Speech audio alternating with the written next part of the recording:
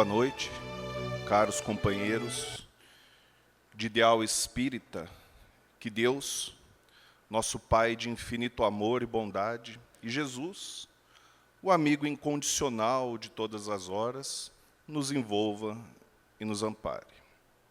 Hoje falaremos acerca do capítulo 5 do Evangelho segundo o Espiritismo, Bem-aventurados os aflitos, a primeira instrução dos Espíritos, o bem e o mal sofrer. Uma vez que essa lição, em maior ou menor grau, nos afeta diretamente. Uma vez que nos encontramos ainda num planeta de provas e expiações, a dor e o sofrimento fazem parte da nossa realidade. O sofrimento, ele vai se apresentar a nós de diversas formas, seja pelos problemas ecológicos, ambientais, seja pela violência, seja pelas doenças, pelos problemas socioeconômicos, políticos, pelas mortes e desencarnes que muitas vezes nos pegam de surpresa com entes queridos, entes amados, o desemprego, as incertezas do porvir.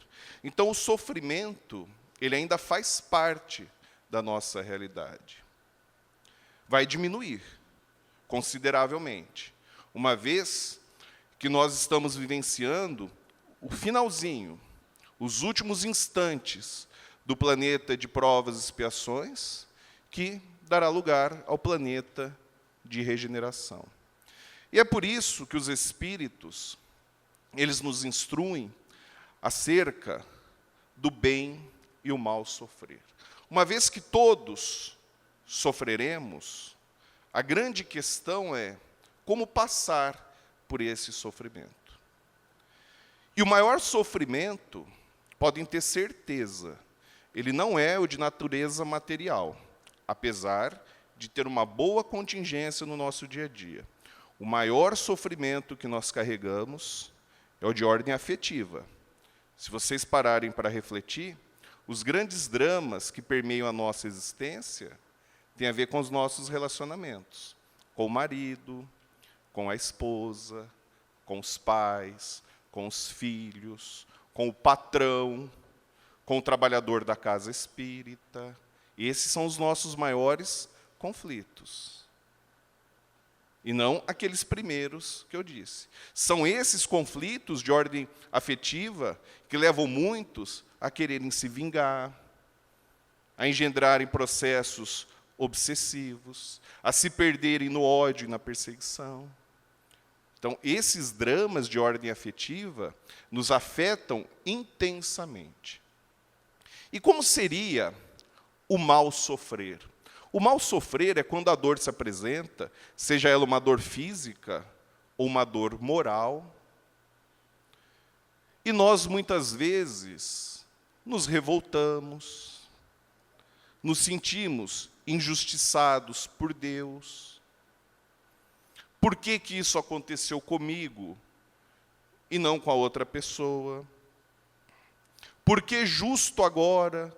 Como se houvesse na existência para nós um momento propício para que a dor e o sofrimento se apresentassem. Mas por que justo agora? Porque agora é o momento em que eu consigo suportar essas dores, para que eu possa vencê-las. Então, quando eu ajo dessa forma, revoltado, rebelde, não aproveitando as oportunidades educativas que a vida me propõe, eu vejo essas situações como situações problema e não como situações desafio, esse processo vai se prolongar por mais tempo. Se essa dor, esse sofrimento, estiver vinculado a um processo de expiação, que é consequência de um erro, ou de uma falta, ou de um vício que eu tenha cometido, ele vai se prolongando, enquanto eu não aprender a lidar com o bem sofrer. E o que é o bem sofrer? O bem sofrer é quando eu passo para as situações de dor e sofrimento e eu sou resignado. Uma das uma das duas grandes coisas que faltam hoje na humanidade, por isso que nós temos visto grandes casos de depressão, grandes casos de suicídios, quando vinculados a situações emocionais, porque não são as únicas causas. As pessoas, elas perdem a coragem, as pessoas somos nós, perdemos a coragem e perdemos a esperança de enfrentar essas situações de desafio e sairmos vitoriosos. Como as questões maiores da nossa vida são de ordem moral, olha só, para exemplificar, suponhamos que eu perca o emprego amanhã. Eu vou passar por uma dor material, porque eu vou ter que mudar o meu estilo de vida enquanto não conseguir arrumar um novo emprego.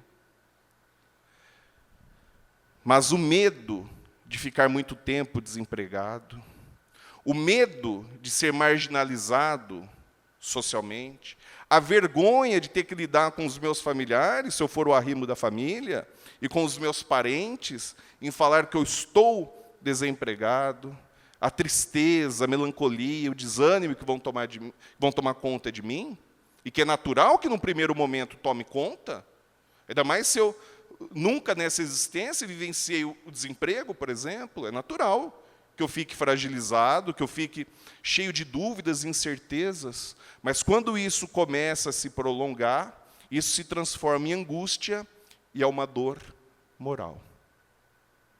Se eu me resigno, se eu ativo a minha fé, sou proativo, ativo a minha fé, me encorajo e sou tomado de esperança, isso não necessariamente fará com que eu arrume um emprego, mas isso fará com que eu suporte o desemprego de uma maneira mais digna, de uma maneira de acordo com as bem-aventuranças que Jesus nos ensinou. E quando eu não me resigno, quando eu me revolto, quando eu entro em estado de rebeldia, e eu cometo, por assim dizer, uma falta, cometo um erro perante as leis de Deus, porque a esperança, a coragem e a fé estão dentro das bem-aventuranças, e eu assim não procedo, eu tenho dois caminhos a seguir. O primeiro caminho, quando eu reconheço que eu não fiz certo, por exemplo, estou lendo um livro, estou recebendo um atendimento fraterno, ou um atendimento clínico de um profissional, seja um psicólogo, um psiquiatra, ou eu assisto uma palestra, ou eu vejo um vídeo, e ouço que eu tenho que ser resignado, encorajado, esperançoso, e eu falo, nossa, eu não estou fazendo aquilo que Jesus me sugeriu. Eu tenho dois caminhos a seguir. O primeiro caminho é o do remorso. O problema do caminho do remorso é que ele vai ativar núcleos de orgulho e vaidade nosso. Quando eu fico em estado de remorso, eu me sinto culpado pela atitude que eu tomei.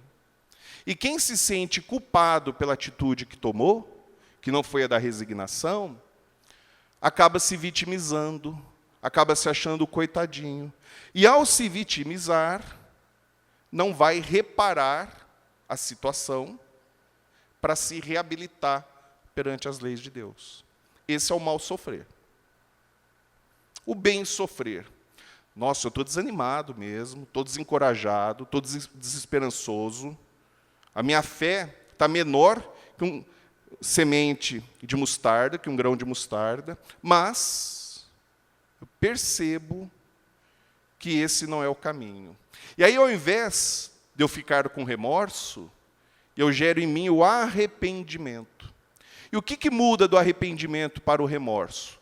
Enquanto o remorso vai gerar a culpa, porque está vinculado à vaidade e orgulho, o arrependimento vai gerar responsabilidade. E conforme nos ensina Allan Kardec, todo espírito que erra e que se arrepende se torna responsável para reparar o erro. E toda vez que nós reparamos o erro, nós nos reabilitamos perante a consciência cósmica, que são as leis de Deus. Então, essa proposta é uma proposta que atinge a todos nós.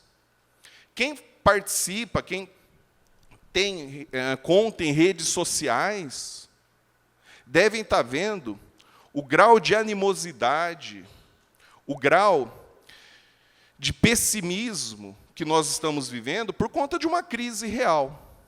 Eu fico muito tranquilo em falar isso numa casa espírita, porque eu sou apartidário. Não sou nem do lado nem do outro. Gosto muito de política, mas sou apartidário, não gosto da política partidária. Então, nós estamos vivendo um momento frágil? Com certeza. Toda vez que nós somos alarmistas, ao invés de sermos responsáveis, toda vez que nós queremos criar o desconforto, ao invés de agir, toda vez que nós compartilhamos determinadas situações que vão gerar violência, que vão gerar desagregação, que vão gerar no outro um mal-estar, eu estou compartilhando algo que vai contra o bem sofrer. Porque eu posso muito bem compartilhar toda a crise que existe, eu posso muito bem me posicionar, até politicamente do ponto de vista partidário, porque nós somos livres, mas tem que ser algo que vá somar, algo que será proativo, e não algo que gerará uma estrutura de insatisfação. Eu posso, como eu estou aqui falando para os senhores da crise, mas dizendo em relação à crise, como nós devemos nos portar.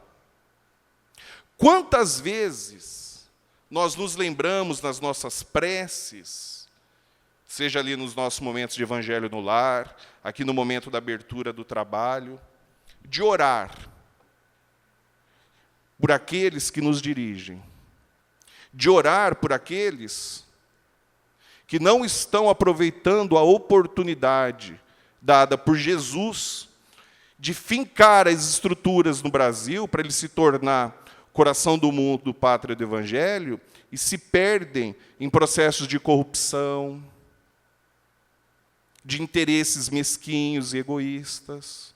Porque se eu tenho uma ferramenta tão importante como é a oração, que age, conforme Allan Kardec nos explica no capítulo 14 da Gênese, nos fluidos, mudando o meio, e se eu acho que o meio, hoje, que é o Brasil, não está bom, mas eu não sou político, eu não exerço nenhum cargo dentro do executivo, do legislativo ou do judiciário, não posso fazer nada. Podemos criar pontes de luz para que os amigos espirituais, através da movimentação dos nossos fluidos, ajam sobre essas pessoas, ajam sobre aqueles que estão sofrendo sobre a crise, aqueles que estão ficando desempregados, aqueles que estão alarmados com a situação, os que se sentem desmotivados.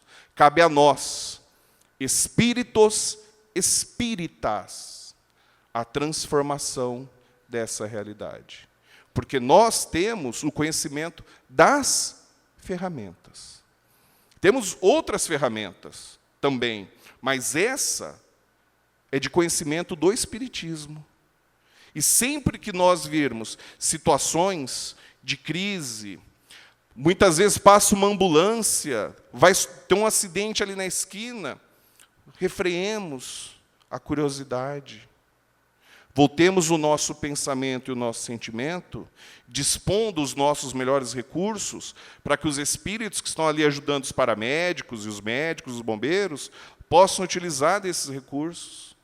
Isso são situações, são elementos que, quando a dor, seja ela moral ou física ou material, chegar a mim, por conta dessas experiências, dessas vivências, eu vou ter condições de ser resignado, de ser corajoso, de ser esperançoso e de ter fé.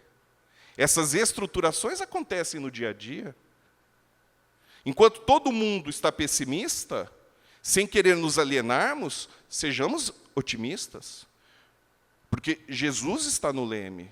Em algum momento, a situação do país e do mundo vai se resolver. Porque são os últimos instantes do nosso querido planeta Terra, como planeta de provas e expiações. Então, essas situações vão se resolver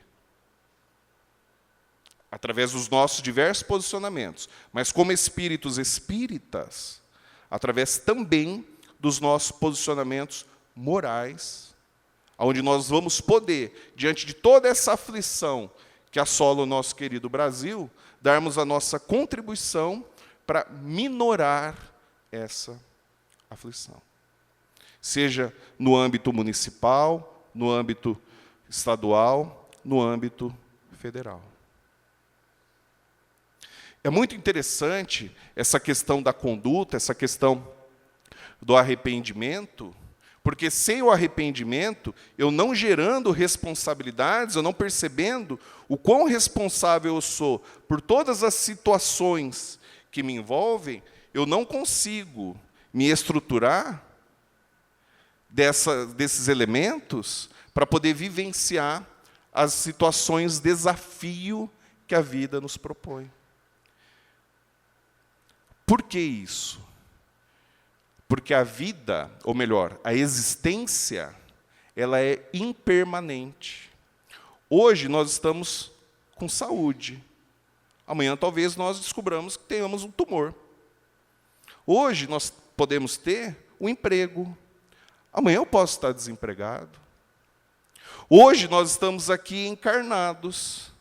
Agora, às vezes eu ir para casa, chego em casa, ninguém me cumprimenta. Se isso acontecer, é porque você desencarnou.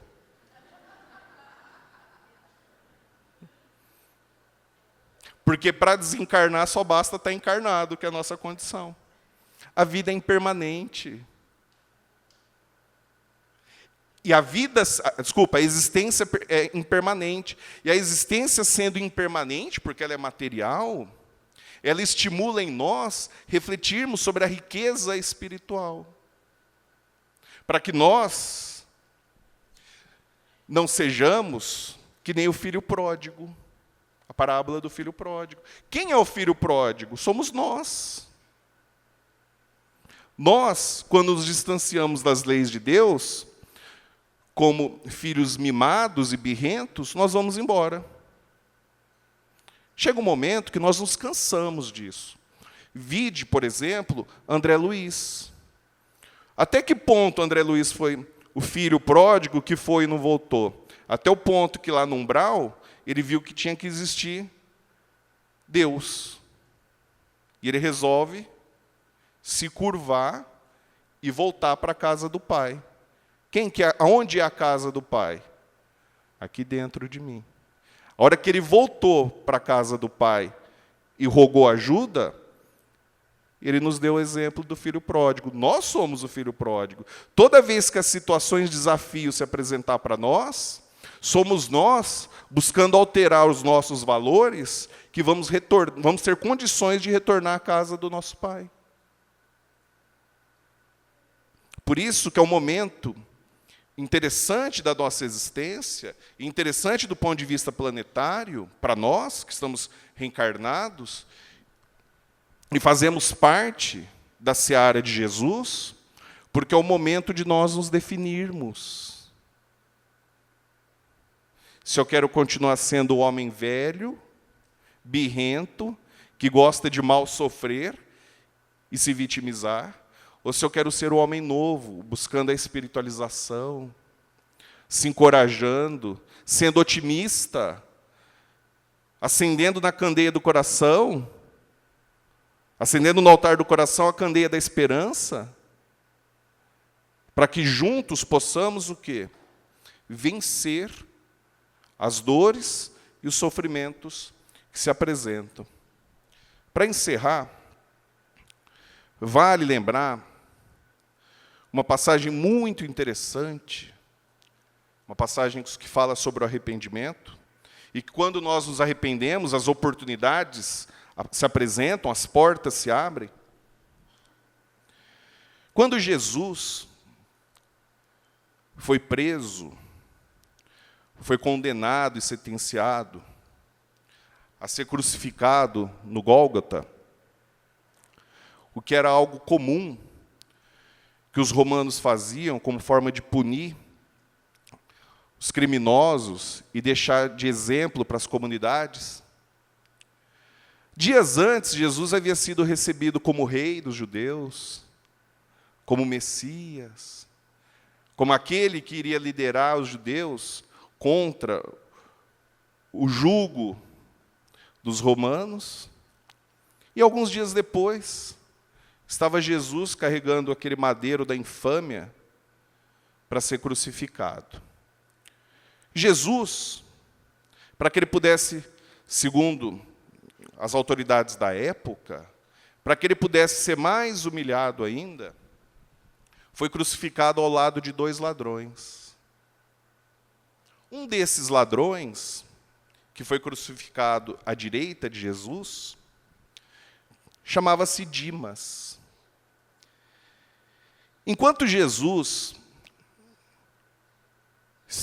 foi erguido na cruz e repassou os olhos pela multidão próxima a ele, e não viu nenhum amigo, nenhum apóstolo, ninguém daqueles que receberam a cura, à exceção de João, o evangelista, que ali abraçava-se a sua mãe e a amparava.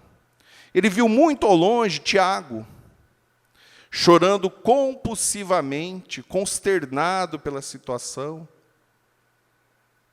E na acústica da consciência de Tiago, ele ouvia o mestre falar que assim se cumpria a profecia. E Dimas, que era o ladrão que estava à direita de Jesus, ao repassar também os olhos pela multidão, ele vê a sua mãe, Tamar, amparada pelas mulheres que a acompanhavam, e ela em desespero. E no caleidoscópio das recordações, ele se lembrou quando ele ainda, criança na primeira infância, foi tomado pela orfandade paterna, e sua mãe, heroicamente, se submeteu a determinados serviços, humilhantes socialmente para aquela época, pôde criá-lo da maneira mais honesta e simples possível. Já na fase adulta, nos primeiros anos da fase adulta, a mãe dele desconfia que algo estava errado, porque Dimas estava caminhando, estava se envolvendo com pessoas de péssima reputação. E ela um dia pergunta: onde, meu Deus, eu errei na educação? Porque todos os meus exemplos de dedicação foram sempre de humildade, de honestidade. E começou a correr por aquela comunidade que o filho de Tamar era um criminoso. Dimas se apaixonou por Esther, a quem ficou noivo, e ela um dia, juntamente com sua mãe Tamar, pede para que Dimas largue dessa vida. E ele apresenta para elas um plano, onde ele teria uma grande oportunidade, e a partir daquela oportunidade, então, eles poderiam se retirar daquele local e ir para um local melhor, para que pudessem viver uma vida melhor. Esse grande plano era assaltar uma caravana com o ladrão da esquerda de Jesus. Mas os romanos já sabiam que isso ia acontecer e se esconderam. Quando Dimas vai cometer o roubo e render os mercadores, os romanos o prendem. E agora ele está ali, preso, condenado, crucificado, e sua mãe, juntamente com a sua noiva, choram copiosamente. Nesse momento, ele quis gritar toda a sua revolta contra Deus.